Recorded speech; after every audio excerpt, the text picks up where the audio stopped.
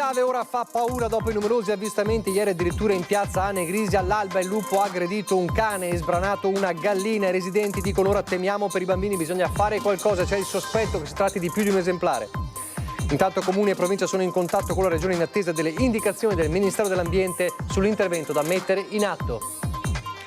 Faccia a faccia con i ladri, gli episodi si susseguono, gli ultimi due casi a Paese San Biagio di Callalta, con le segnalazioni che secondo l'associazione furti in corso sono in drastico aumento rispetto all'anno scorso. Paura per 3 minorenni del gruppo scout a Gesci, Treviso di Stanza, a Lorenzago di Cadore, soccorse a Forni di Sopra, bloccate dal temporale. Rischia di diventare una guerra sui numeri la partita dell'IRAP. Il leader degli azzurri in Veneto, Flavio Tosi, contesta le cifre diffuse da Zaia e Calzavara confermando il no del suo partito. Il governatore dice andiamo avanti. Mentre una nuova ondata di calore sta per investire il Veneto, al via l'esodo estivo più consistente in autostrada. Nella settimana di Ferragosto previsto il passaggio di 1.350.000 veicoli. Nel pomeriggio riaperta a senso unico alternato la strada nel tratto che da Sappada porta a Santo Stefano di Cadore, interrotta per la frana di ieri. Ancora problemi invece per il traffico tra Valpesarina e Bellunese. 68 anni fa la tragedia di Marcinelle, nella quale persero la vita anche 136 immigrati italiani, tra questi 5 veneti, 3 trevigiani. A ricordarla oggi anche il presidente Mattarella, che con amarezza ha detto la dignità del lavoro è un obiettivo non ancora raggiunto. Telespettatori di Antena 3, buonasera e ben ritrovati. Il telegiornale di Treviso, dunque, torniamo a parlare del ormai cosiddetto lupo del Piave. Questa volta non sono soltanto gli avvistamenti, ne abbiamo raccontati tanti in quest'ultimo mese, ma anche un vero e proprio attacco. Dopo appunto i numerosi avvistamenti, l'ultimo l'abbiamo mostrato ieri, addirittura in piazza Anegrisi di Ponte di Piave, stamattina all'alba il lupo ha aggredito, azzannato e quasi ucciso un cane e sbranato una gallina. I residenti della zona dicono ora temiamo per i bambini, bisogna fare qualcosa. C'è anche il sospetto che si tratti di più di un lupo in zona. Io ero in vacanza al mare e sono stato avvisato dai vicini che il mio cagnolino era stato attaccato da un lupo. Sono corso a casa e mi hanno raccontato quello che è successo. Ho iniziato a cercarlo qua nei dintorni, ma niente, non lo trovo. Non solo avvistamenti o avvicinamenti alle persone per cercare cibo. Ora il lupo, che da oltre un mese viene segnalato tra i comuni trevigiani di Vieraschi e del Basso Piave, ha attaccato. All'alba, in via Foscarine, a Fagre di San Biagio di Callalta, la sua presenza è stata segnalata da diversi residenti, fino a quando, nel cortile di questa abitazione, il lupo ha aggredito un cane. C'è stata una lotta tra i due animali. Ad avere la peggio il cagnolino Meticcio, che è stato azzannato alla gola. Alla fine è riuscito a liberarsi dalla morsa del lupo e a scappare nei campi. Nel primo pomeriggio, dopo ore di ricerche, il proprietario l'ha ritrovato agonizzante e l'ha portato dal veterinario, che ora sta cercando di salvarlo. E questo non è l'unico episodio delle ultime ore. Sempre in via Foscarine il lupo ha sbranato una gallina. Stamattina alle 6:30 ho sentito le galline che era spasamai e sono venuto per qua, ho visto sto lupo con questa gallina in bocca, mi sono messo a usare e partivo. È la prima volta che lo vedete qua? No, l'ho visto ancora perché ho fatto vedere foto, l'ho visto qua a casa mia il 20 luglio, 2 volte. Non è la prima volta che viene qua, è mesi che gira. L'aggressività di questo lupo sta facendo preoccupare i cittadini, che ipotizzano possa esserci in zona più di un esemplare, oltre a quello zoppicante ed apparentemente mansueto segnalato più volte tra Maserada, Breda e Ponte di Piave. Siamo allarmati perché noi, avendo una bambina piccola di 7 anni, siamo preoccupati perché anche la bambina è intimorita. Adesso che sa che c'è il lupo, non usciamo, hai guardato fuori, fai attenzione, insomma abbiamo dei timori anche noi perché appunto ci teniamo all'incolumità della bambina, ci mancherebbe. Di certo, dopo questi episodi si è alzata la soglia d'allarme dei residenti, che chiedono alle autorità di intervenire per riportare il lupo nel suo habitat naturale, che non è certo quello della pianura del Piave. E allora ci sono le autorità locali, i comuni e la provincia che sono in contatto con la regione in attesa delle indicazioni del Ministero dell'Ambiente sull'intervento da mettere in atto, essendo una specie protetta. Intanto, oltre a segnalare gli avvistamenti, ci sono c'è la serie di raccomandazioni ai cittadini che abbiamo già raccontato in queste settimane, ma che è bene ribadire. Le indicazioni che diamo sono sempre le stesse, cioè non dar da mangiare al lupo, mettere al riparo i propri animali domestici e segnalare puntualmente laddove ci fossero degli avvistamenti. Lupo nella Marca, polizia provinciale allertata come il centro di recupero animali selvatici e autorità regionali che ora sono in attesa delle indicazioni del Ministero dell'Ambiente. È l'ISPRA, l'Istituto Superiore per la Protezione e Ricerca Ambientale, che deve autorizzare l'eventuale intervento di cattura, indicando le modalità da adottare per riportare il lupo nel suo ambiente. Fondamentali le indicazioni degli avvistamenti dei cittadini, che devono segnalare la presenza del lupo al CRAS di Treviso o alla polizia locale del proprio comune.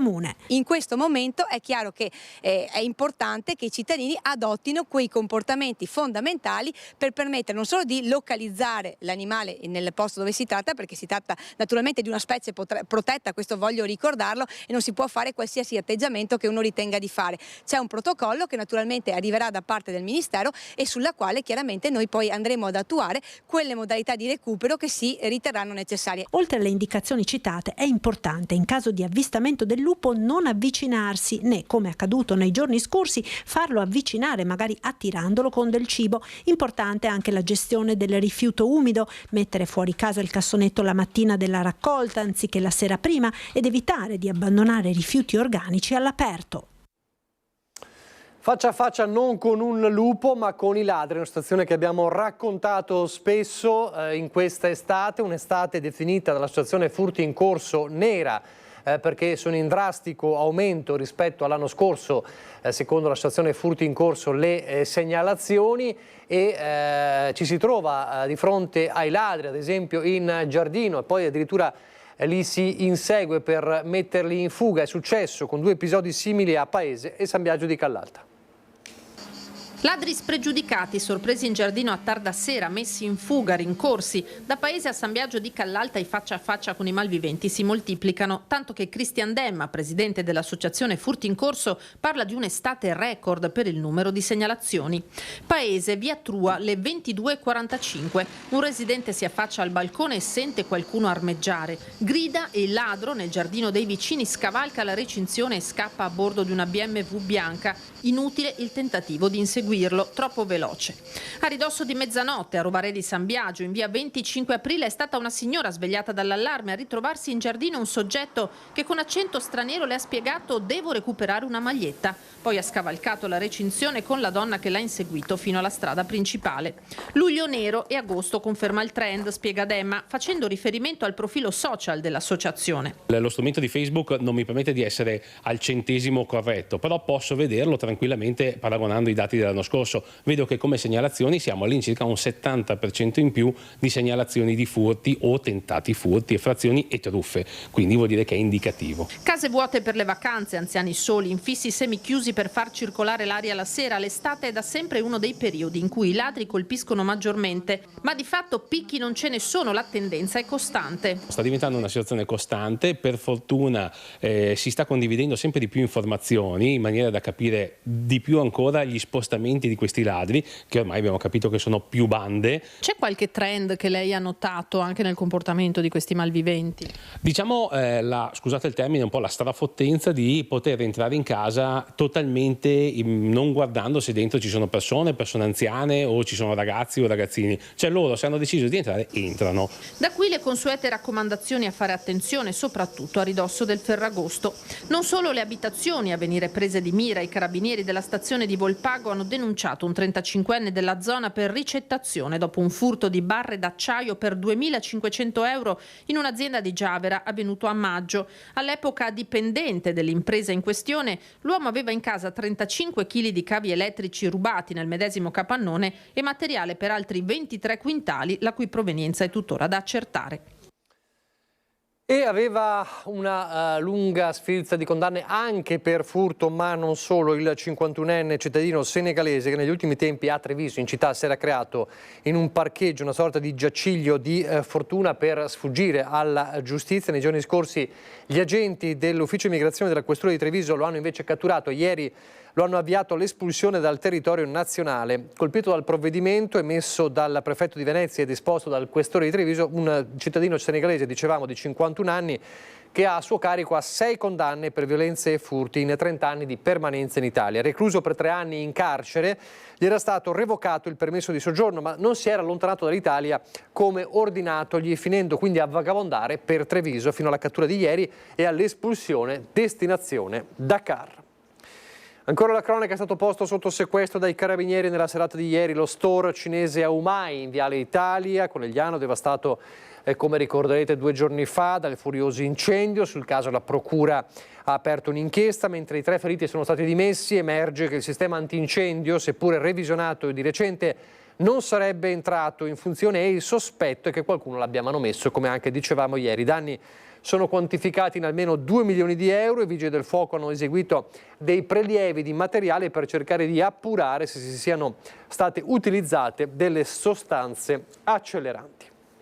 Ore di paura per 3 giovanissime ragazze scout della GESI di Treviso bloccate a Forni di Sopra dal temporale di ieri. 3 giovani ragazze del campo scout a Gesci, Treviso, a distanza a Lorenzago di Cadore, sono state soccorse nel tardo pomeriggio di mercoledì 7 agosto nella zona del Varmost, in comune di Forni di Sopra, dopo che avevano smarrito il percorso per raggiungere una malga dove avrebbero dovuto pernottare per la notte. Le 3, causa il temporale imminente, si sono trovate in difficoltà allertando i soccorsi attraverso i propri cellulari. Per fortuna sono riuscite a telefonare comunicando all'operatore Sores che avevano tentato di raggiungere i loro capi scout telefonicamente per segnalare la difficoltà, ma senza riuscirvi.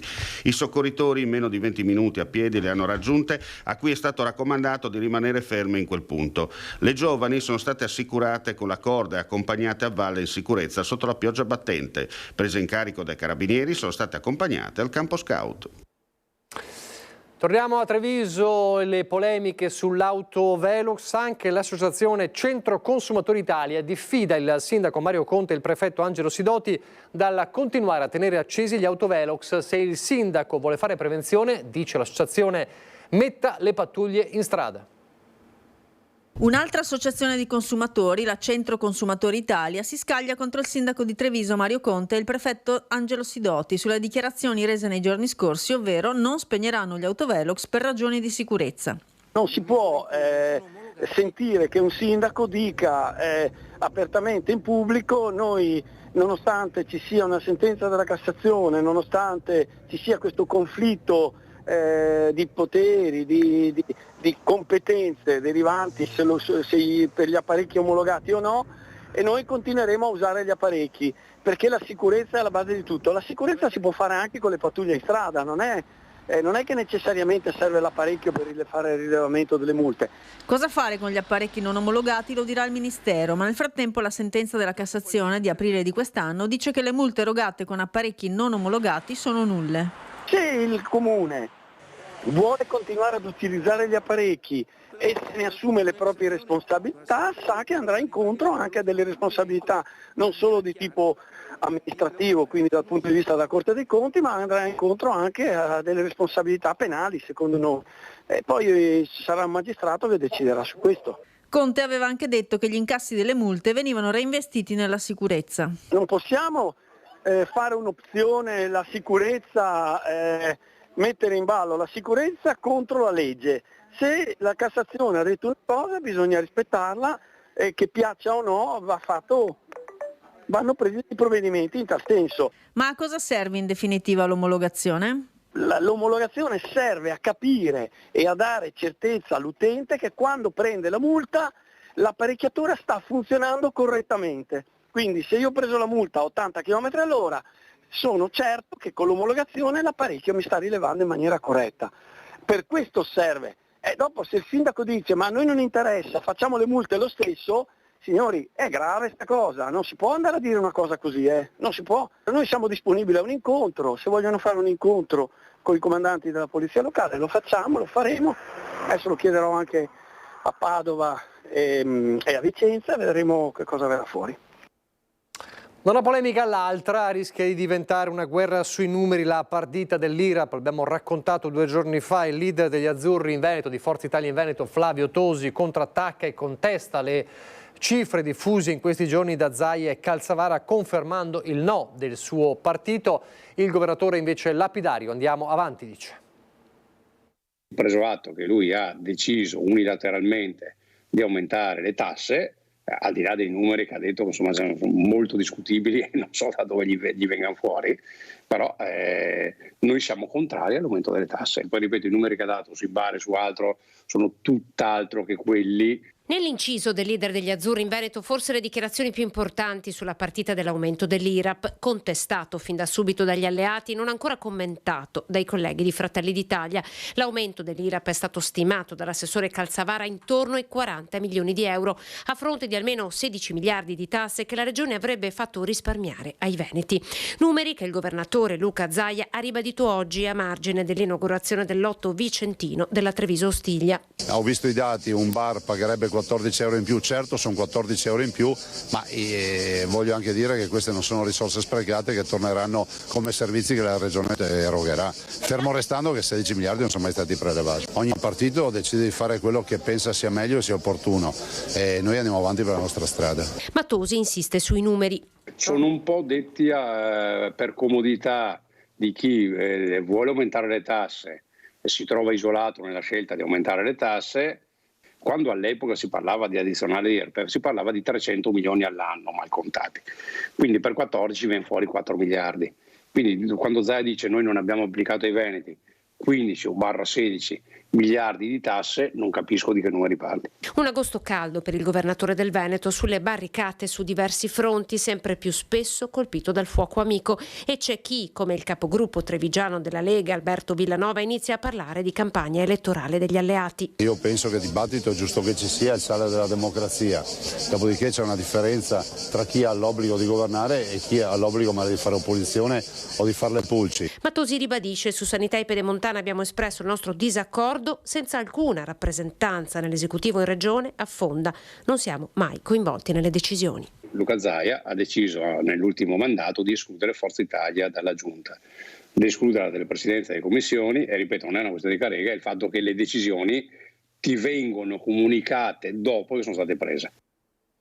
E come sappiamo l'aumento dell'IRAP non piace alle piccole imprese, con un quadro manifatturiero debole. Oggi il report di Unioncamere Veneto.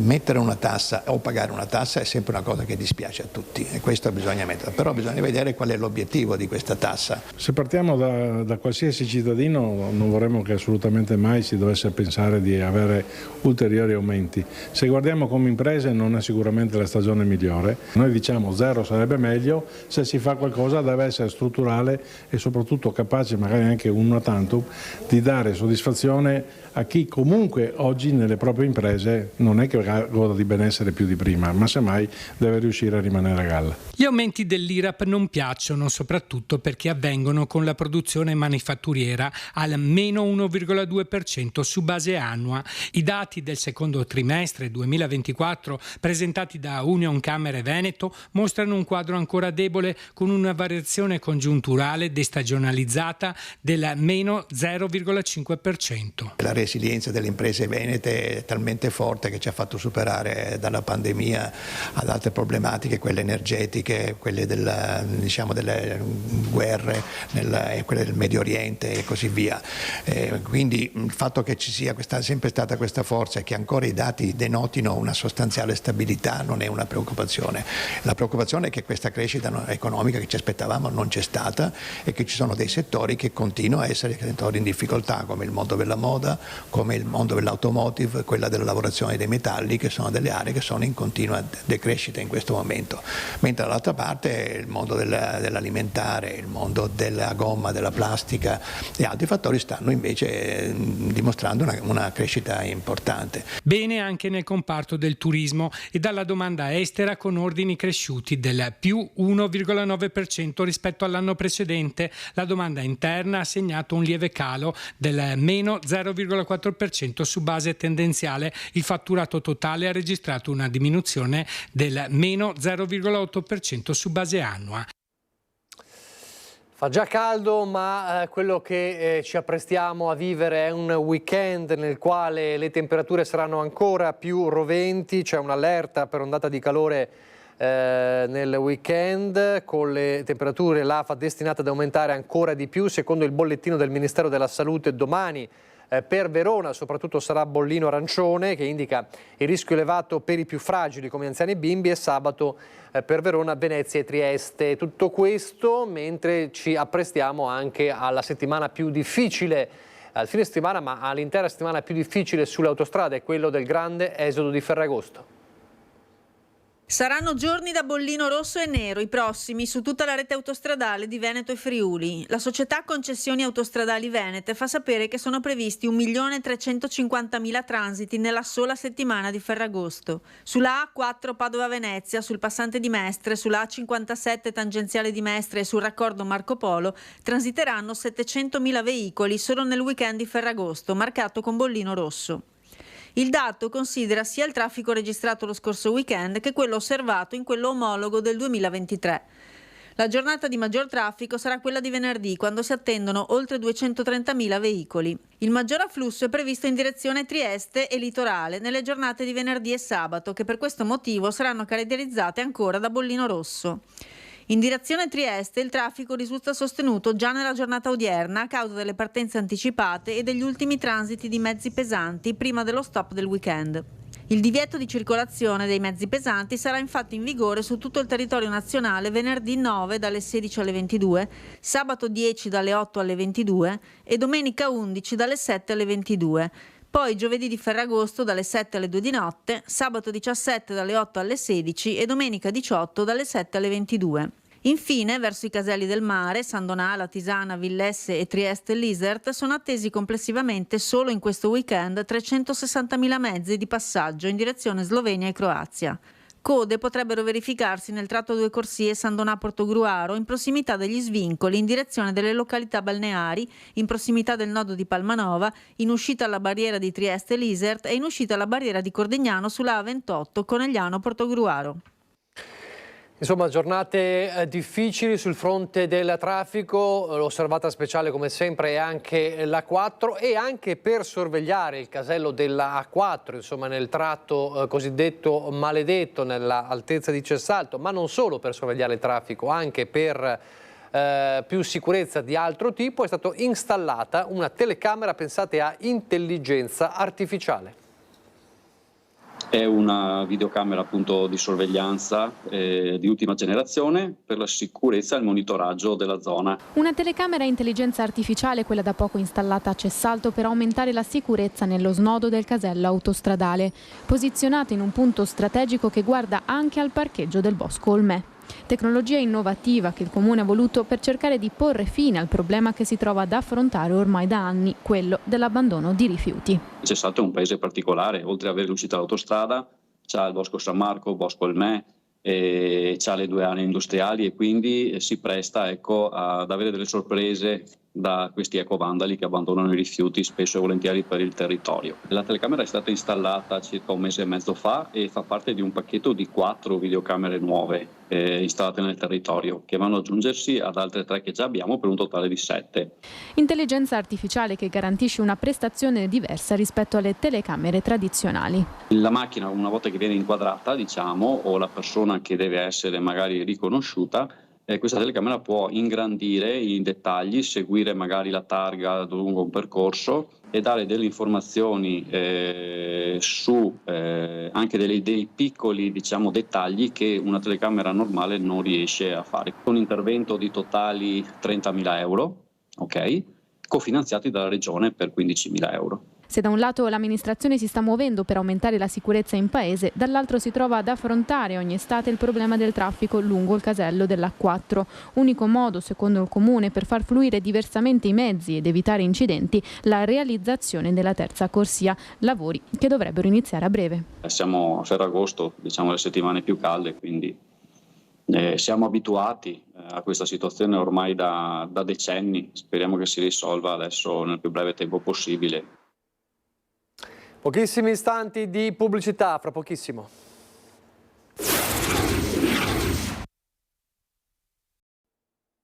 Rieccoci in diretta, il telegiornale di Treviso, andiamo a Castelfranco dove questa mattina è stato inaugurato l'ospedale di comunità, un luogo dedicato a tutti quei pazienti e i cosiddetti caregiver che dopo le dimissioni hanno ancora bisogno di tempo prima di rientrare in casa. 30 posti letto, camere doppie dotate di bagno, 3 stanze adibite anche all'accoglienza di persone che necessitano cure palliative con letto per familiare o caregiver e tantissima tecnologia per facilitare il compito del personale ospedaliero. È stato inaugurato in mattinata l'ospedale di comunità di Castelfranco, al 10° piano del San Giacomo, un reparto a lungo atteso tra ritardi derivati da burocrazia e avvocati, per un costo di 1.800.000 euro interamente finanziato dalla Regione. Le persone che dopo la fase acuta hanno bisogno di essere riabilitate, hanno bisogno di essere sostenute per un periodo, 30-60 giorni. Ricordo a tutti che la Regione Veneto non fa pagare nessuno neanche il 60° giorno, cosa che invece a livello nazionale questo avviene. E il paziente arriva o dal territorio mandato dal medico di famiglia o dalla dimissione dell'ospedale, può stare in questo ambiente confortevole, fare la sua riabilitazione, quindi una situazione veramente di massimo comfort, dove la persona può uscire dallo stato di post-acuzie e ritornare al proprio domicilio. L'assistenza è 24 ore su 24, 365 giorni l'anno, grazie anche al monitoraggio tecnologico sempre più spinto che renderà più facile il lavoro al personale. Paziente, seguito in modo a 360 gradi, quindi con nessun rischio, e il personale che può ovviamente avere la garanzia di poter tenere tutto sotto controllo. Sono anche convinto che l'umanità sempre dimostrata dai nostri collaboratori, quindi dai medici, dagli infermieri, dagli OSS, possa aiutare molto per quanto riguarda le persone a sentirsi bene a loro agio. Grande anche la soddisfazione del sindaco Stefano Marcon, che vede ampliarsi la gamma dei servizi offerta alla comunità. Per l'ospedale San Giacomo significa dare una qualifica in più, elevarlo a un ospedale articolato, i servizi ce ne sono molti, oggi con l'ospedale di comunità sommato all'hospice, sommato al bunker di radioterapia che sta per essere realizzato e sommato alla casa di comunità i quali i lavori sono in corso, significa un'attenzione posta dalla Regione a Castelfranco Veneto e non solo rispetto al San Giacomo e dare delle risposte ai bisogni dei cittadini. 68 anni fa la tragedia di Marcinelle, nella quale persero la vita anche 136 minatori, immigrati italiani, tra questi 5 veneti, 3 trevigiani. A ricordarla oggi anche il presidente Sergio Mattarella, che con amarezza ha dichiarato la dignità del lavoro è un obiettivo che ancora non è stato raggiunto. Non ha mancato di ricordarli oggi nemmeno il Presidente della Repubblica Sergio Mattarella, a 68 anni dalla loro morte. I 262 operai, di cui 136 italiani, che hanno perso la vita nella tragedia della miniera di Bois du Crasier a Marcinelle. Ad oltre 1000 metri di profondità, lasciati senza scampo dalle fiamme divampate e soffocati dall'ossido di carbonio, c'erano anche 5 veneti, molti erano padri di famiglia. C'era Mario Piccin, aveva 37 anni, era di Codognè, Guerrino Casanova, di anni ne aveva 33 ed era di Montebelluna, Giuseppe Polese di Cimadolmo, appena 22enne, e poi Dino Dalla Vecchia di Sedico e Giuseppe Corso di Montorio Veronese. Ilvana è la figlia di Mario Piccin, così raccontava del suo papà ai nostri microfoni 2 anni fa. Mio papà era un uomo meraviglioso, buono, era tanto affettuoso e guardi, non l'ho mai sentito, benché lavorassi in miniera, lamentarsi mai. 15 giorni di attesa e speranza per tutte le famiglie dei dispersi. La sorella di Ilvana nacque, ma il papà non poté mai incontrarlo. Ci sono bambini che il papà lavora al Bois du Crasier, sì, abbiamo quelli che c'erano, e ci hanno riunite tutti. Allora là io ho capito che qualcosa era successo. La salma di Mario Piccin fu riconosciuta da un lembo di camicia, dall'orologio che indossava, ma soprattutto dalla sua piastrina, numero 623. Quella piastrina e il casco da minatore sono stati riprodotti nel monumento dedicato a lui che ora si trova in centro a Codognè. Una tragedia scritta nella storia del dopoguerra italiano, un sito, quello di Bois du Crasier, divenuto negli anni un simbolo di sacrificio ma anche un monito contro il rischio e lo sfruttamento nei luoghi di lavoro. Il pieno rispetto della dignità dei lavoratori è un principio fondamentale, affermato anche a livello internazionale, ha detto oggi il presidente Mattarella, un obiettivo che tuttavia non è ancora stato raggiunto. Una storia a lieto fine a Castelfranco, con un cane che è stato salvato grazie all'intervento tempestivo dei vigili del fuoco. Era caduto nell'Avenale a Castelfranco, ad accorgersi un passante che ha visto l'animale in difficoltà e ha subito allertato i soccorsi. Sul posto sono arrivati in breve i vigili del fuoco, appunto, che hanno provveduto a recuperare il cane e a consegnare questo bellissimo border collie alle cure del proprietario. Una volta completata nel 2025, la pista ciclopedonale Treviso-Ostiglia sarà la più lunga d'Italia tra quelle ricavate da un tracciato ferroviario. Oggi aperti i 29 chilometri nel Vicentino. Una pista ciclopedonale che attraversa 2 regioni, Veneto e Lombardia, e 4 province, Treviso, Vicenza, Verona e Mantova. La pista Treviso-Ostiglia si arricchisce di altri 29 chilometri aperti in provincia di Vicenza. Ora quelli percorribili sono 89 da Treviso a Cologna Veneta nel Veronese, sui 118 totali previsti, ai quali si aggiungeranno quelli del tratto lombardo. Siamo ora al 75%. Da ferrovia costruita in tempo di guerra a percorso di pace. La Treviso-Ostiglia infatti percorre l'ex linea ferroviaria degli anni 30 utilizzata per ragioni militari. Questa è una giornata storica per il comune di Sossano e per tutta l'area berica, ma soprattutto è la continuazione di un'opera, io la definisco ciclopica, faraonica, perché è il proseguimento di un tracciato nato come tradotta militare che adesso diventa un tracciato cicloturistico, ma non solo. Il nuovo tratto attraversa i comuni vicentini di Monte Galdella, Castagnero, Nanto, Barbarano Mossano, Villaga, Sossano, Orgiano e il veronese Cologna Veneta. Sarà un percorso anche di mobilità alternativa, sarà un percorso di promozione del territorio anche dal punto di vista salutistico e sicuramente porterà un apporto ai nostri comuni non indifferente. È un sentimento anche di popolo dei nostri territori che significa partecipazione. Salgono così a oltre 2000 chilometri i percorsi realizzati in questi anni per aumentare l'offerta turistica veneta, green e slow, verde e lenta. Il percorso è interamente dotato di segnaletica e recupera anche i vecchi caselli come punti di ristoro, officine, alloggi e punti di noleggio.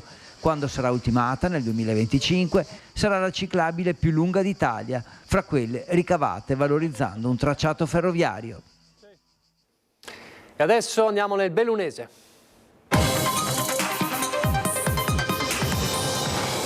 In apertura siamo a cavallo tra Veneto e Friuli perché nel pomeriggio di oggi è stata riaperta a senso unico alternato la strada regionale 355 nel tratto che da Sappada porta a Santo Stefano di Cadore, interrotto, l'abbiamo raccontato ieri, per la frana provocata dal maltempo nella notte tra il 6 e il 7 agosto.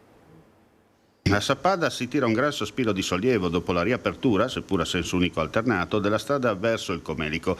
36 ore di lavoro continuato per liberare l'arteria dai quasi 3.000 metri cubi di materiale portato a valle dalla furia del maltempo che si è abbattuto nella notte tra il 6 e il 7 agosto. I danni infrastrutturali sono limitati con la sostituzione del guardrail e parapetto in legno lungo la sponda destra del fiume Piave, divelti dalla potenza del movimento franoso, piazzati in New Jersey in cemento armato che garantiscono la sicurezza richiesta per il transito dei pedoni e mezzi. Bisogna ringraziare la Regione, Friuli Strade e anche Veneto Strade che ha collaborato, sono stati esemplari e tempestivi assolutamente. Ironia della sorte vuole che la settimana scorsa avete inaugurato la cosiddetta ferrata, no? Era tutto a posto, purtroppo adesso da rimandare a data da destinarsi, no? Neanche, era stata aperta la sera precedente purtroppo, un impianto bellissimo, molto particolare e purtroppo è andato per buona parte distrutto. Oggi c'è stato anche un sopralluogo in elicottero dell'assessore regionale alla protezione civile Riccardi del Friuli Venezia Giulia. Ci sono, se la situazione di Sappada in questo momento ha visto questa riapertura, ci sono però problemi per la riapertura al traffico del passo tra la Val Pesarina e il Bellunese. Ma la 355 insomma credo che ormai sia questione di ore, quindi tra l'altro in una condizione dove si è preferito la prudenza visto la diramazione dell'allerta, altrimenti secondo me questa viabilità anche per il fenomeno che ha riscontrato, insomma, non vedo grandi cose, stiamo parlando di alcune migliaia di metri cubi. Sorvolo dell'assessore regionale alla protezione civile del Friuli Venezia Giulia Riccardo Riccardi sui luoghi della Carnia colpiti dal maltempo del 6 e 7 agosto che ha provocato l'interruzione della circolazione stradale tra Friuli, Cadore e Comelico. Se per Sappada la situazione è in fase di normalizzazione con l'apertura a senso unico alternato della strada regionale 355 verso Santo Stefano di Cadore, ben altro scenario per la Forcella Lavardetta Casera Razzo, dove la frana frana che ha invaso l'arteria che collega la Val Pesarina al Bellunese obbligherà la chiusura al traffico per diverse settimane, causa la morfologia del terreno che impedisce un lavoro celere agli operatori per aprire un varco e riaprire in parte l'arteria. Allora, la Val Pesarina è una situazione molto più complessa che è figlia inevitabilmente dei fenomeni che stiamo continuando a conoscere, cioè fenomeni meteorologici violenti, puntuali e frequenti. La Val Pesarina ha una dimensione che noi stimiamo attorno alle 20 volte del fenomeno che c'è qui, sicuramente il ripristino di una viabilità in una condizione molto più complessa, quindi là ci vorrà del tempo per capire, anche perché dopo che avremo modo anche con la collega Mirante di affrontare il tema della riapertura della viabilità, il problema è capire cosa c'è nel versante, cosa c'è a monte del versante, quali sono le misure per cercare di mettere le condizioni di un eventuale ulteriore sversamento a sicurezza, perché non è che possiamo aprire le strade mettendo a rischio le persone. Quindi secondo me anche in questa fase abbiamo superato un momento di difficoltà. Naturalmente siamo attrezzati ormai da tempo ad affrontare fenomeni di queste dimensioni. Adesso parliamo di mini idroelettrico, perché l'autorità garante della concorrenza e del mercato ha deciso di aprire una istruttoria su segnalazione della provincia di Belluno che ha chiesto regole chiare e certe per il rilascio o rinnovo delle concessioni alle centraline di potenza inferiore ai 3 MW. Si tratta di piccoli impianti, per lo più di proprietà dei comuni, le cui autorizzazioni in virtù della specificità bellunese sono in capo alla provincia. In attesa di un quadro normativo chiaro a livello nazionale, anche la Giunta regionale ha approvato in questi giorni un disegno di legge proposto dall'assessore Giampaolo Bottaccin che proroga le concessioni delle mini centraline fino al 31 luglio 2029, un modo per salvaguardare gli introiti dei comuni messi a rischio dalla direttiva Bolkestein, secondo la quale qualsiasi concessione va messa in concorrenza, e ben lo sappiamo anche dalle vicende dei balneari. E adesso Dolomiti Bus nell'occhio del ciclone, non si placano le polemiche per i tagli alle corse del servizio del trasporto pubblico e non solo di quelle del servizio urbano. Con l'avvio dell'orario estivo il Comelico è rimasto isolato dal resto della provincia nelle giornate festive, malumore e rabbia tra residenti e turisti. Sentite. Ma che è sto casino, vabbè. Ascoltami, c'ho qua una signora che deve andare a Padova Landa. Cioè, ora la prima è alle 5:30. Ma nell'orario non è scritto così. Scene di ordinaria follia in un'estate che sarà ricordata dai comeliani come la peggiore in assoluto per il trasporto pubblico, soprattutto nelle giornate festive e prefestive, quando per un cittadino o per un turista che arriva a Calalzo raggiungere il Comelico è impresa da Guinness dei primati. Sono numerose le proteste arrivate in redazione. Quello che vi mostriamo è il dialogo fra un cortese autista della Dolomiti Bus e una villeggiante che arriva da Venezia ed è diretta a Padola. È un sabato. Con il figlio e il suo animale d'affezione, i bagagli, la villeggiante parte dalla stazione di Venezia alle 7:40 per raggiungere Dosoledo. Il treno arriva a Calalzo alle 10:27. Di coincidenze utili dirette manco a parlarne. Il primo pullman disponibile, visto che il collegamento diretto è stato spezzato, è quello della linea 33 delle 12:40 che porta a Cima Sappada, confermata a Santo Stefano alle 13:10, dove la prima coincidenza utile per arrivare a Padola di Comelico è 4 ore dopo, alle 17:30. Sentiamo di nuovo l'autista che tenta di aiutare in qualche modo la villeggiante. E prima di questo quale c'era l'orario? All'una non c'è. Quindi uno alle 12:15 e uno alle 5:30. 6 euro senza pullman. Nella biglietteria non mi hanno avvertito, mi hanno venduto un biglietto per Padola. Non so che dire. Cioè, se in biglietteria non ti dicono cosa fare. Non ho parole. Non so cosa fare, sì. Grazie. Ma c'è di più. Per il mese di agosto Dolomiti Bus ha soppresso tutte le corse da e verso Padola, tranne 3. Una situazione insostenibile in piena stagione turistica. In Comelico residenti e turisti stanno organizzando una raccolta firme da inviare al presidente della regione Luca Zaia per sollecitare un suo intervento. A fare rabbia la constatazione che l'orario estivo dell'azienda di trasporto pubblico bellunese abbia privilegiato esclusivamente i collegamenti con la Val Boite e Cortina, lasciando a piedi le terre alte. Subito dopo la pausa estiva, come ha affermato martedì il consigliere provinciale delegato ai trasporti Massimo Bortoluzzi, sarà convocato il tavolo provinciale dei trasporti. Ma per allora i danni che sta scontando quell'area vituperata del bellunese saranno irrimediabili. Sono terminati in questi giorni i lavori di manutenzione dell'ultimo tratto del sentiero Buzzati di Limana, che completano una serie di interventi avviati diversi anni fa e che hanno consentito l'inserimento del tracciato della prestigiosa cartografia della tabacco editrice. La sistemazione del tratto più a valle del celebre itinerario limanese è stata resa possibile grazie a un contributo di 24.000 euro su progetto della passata amministrazione guidata da Milena De Zanet. Sistemata anche la cartellonistica che conduce i visitatori sin dai parcheggi a Villa Piana e Val Morel. De Zanet pungola la nuova giunta. Vedremo se il progetto sarà completato, afferma, visto che nei cassetti del comune è rimasto il preliminare per il prolungamento del sentiero dalla Baita degli Alpini in Valpiana alla piazza di Val Morel. È tutto pronto all'aeroporto dell'Oro per il trofeo Città di Belluno di paracadutismo, quarto appuntamento dello Skydive World Cup Series, la Coppa del Mondo di atterraggio di precisione.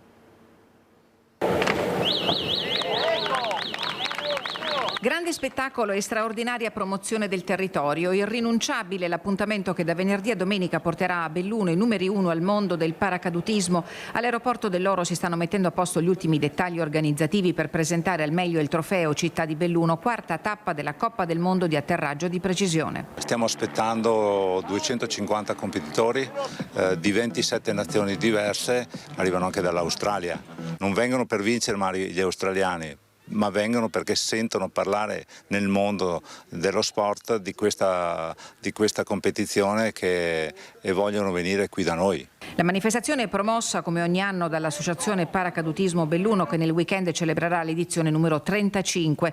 Le gare inizieranno alle 7 di venerdì 9 agosto per concludersi attorno a mezzogiorno di domenica. Collabora con l'organizzazione Eli Friulia, che mette a disposizione il suo elicottero per portare gli atleti a quota 1000 in pochi minuti. Ogni lancio, ogni volo porta 5 paracadutisti, quindi tirando un attimino le somme si riesce a capire che in 2 giorni e mezzo, facendo le 8 manche, arriviamo circa a 2000 paracadutisti lanciati. Il trofeo Città di Belluno richiama nel capoluogo un numero di concorrenti come nessun'altra tappa del campionato del mondo. Un veicolo di promozione del territorio all'insegna dell'adrenalina pura.